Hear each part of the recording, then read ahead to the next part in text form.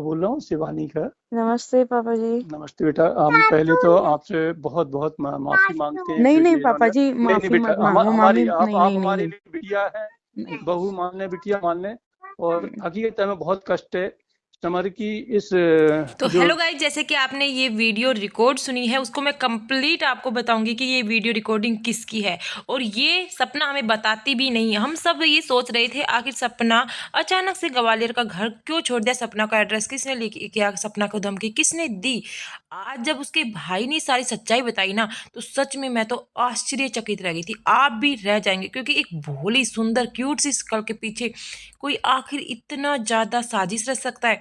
CV हमेशा ही सपना के हर सुख दुख में साथ खड़ी दिखती थी। हमें हमें नहीं पता था वो अपने लालच में खड़ी हुई है या सच में उनके साथ खड़ी हुई है। पैसों का घमंड अब सब कुछ पता चला है जब सपना के भाई ने ये रिकॉर्डिंग हमें सुनाई है।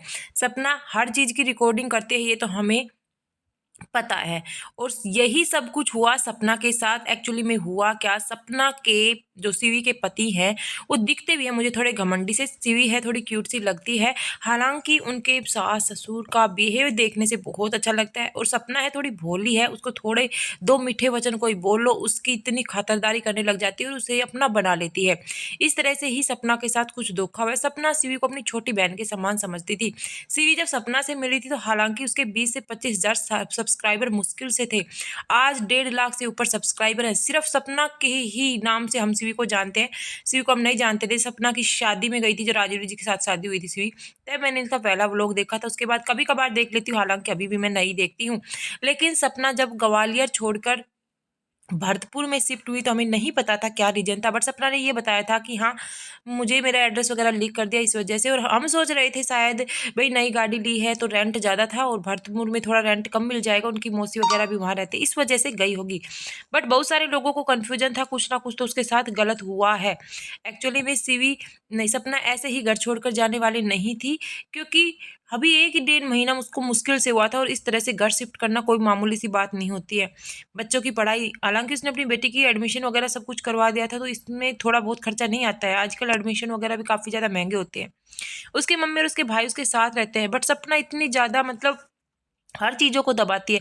जैसे कि सूरज जी की वीडियो भी सपना ने कितने दिन बाद अभी की है, जब सर से ऊपर पानी चला गया। और अब वो सीवी की भी मतलब किसी को भी नहीं बता रही थी। हालांकि उसके साथ बहुत ज़्यादा गलत हो जाता तब वो सोशल मीडिया पर लेकर आती, लेकिन उसके भाई के सामने कहीं वो एडिट कर रहा था तो वो वीडियो रिकॉर्ड आ गई। कई बार क्या होता है, काइन मास्टर से एडिटिंग करते रहते हैं तो म्यूजिक वगैरह लगाते हैं तो ऑडियो रिकॉर्ड होता है, वो हमारे सामने आ जाता है। इस तरह से उसके भाई का कहना है कि वो ऑडियो उसके सामने आ गया जो सपना ने रिकॉर्ड किया हुआ था। हालांकि सपना हर चीज़ को रिकॉर्ड तो करती ही है।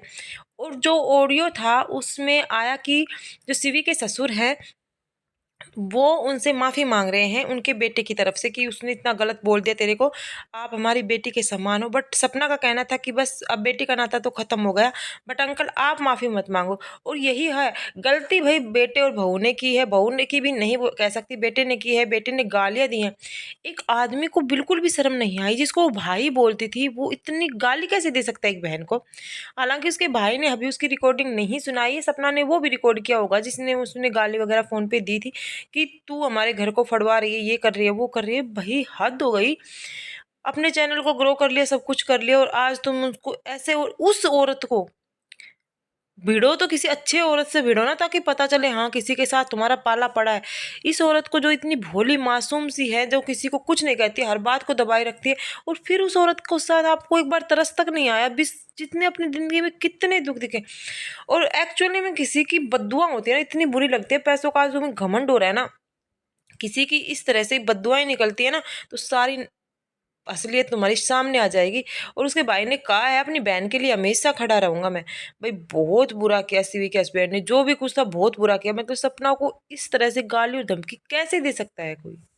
कभी कुछ मैं जैसी नहीं थी नहीं ना, अब वैसे ही मुझे याद रखना कि सपना एक अच्छी लड़की थी और मैंने कभी किसी के घर में कुछ नहीं आग नहीं नहीं। लगाई। बस इस चीज से याद अभी रखना। ये आगे शिवपुरी है कहाँ पे आगे है? सुनना, मैं आप शिवपुरी नहीं शिवपुरी हूँ, है मैं ना? शिवपुरी नहीं हूँ, मैं कहीं बाहर हूँ। मैं शिवपुरी नहीं हूँ, मैं बाहर आई हुई हूँ। बेटा कैसे समझाएं हम नहीं नहीं नहीं, अपने मैं आप में समझ बहुत गई, नहीं नहीं नहीं, मैं समझ गई हूँ। बहुत। बस देखो, मैं आपसे जो कह रही हूँ, विनती है मेरी कि जो सपना थी बस उसी को याद रखना, आगे बस कुछ नहीं है ना, बस। हम तो ये सोचेंगे यदि सपना ने ये निर्णय लिया तो हमारे पास से एक बहुत अच्छा रिश्ता जा रहा है। नहीं नहीं, कुछ भी हमारे हो, हमारे नहीं भी नहीं देखो पर्सनली हम मैं समर कभी की नहीं तरफ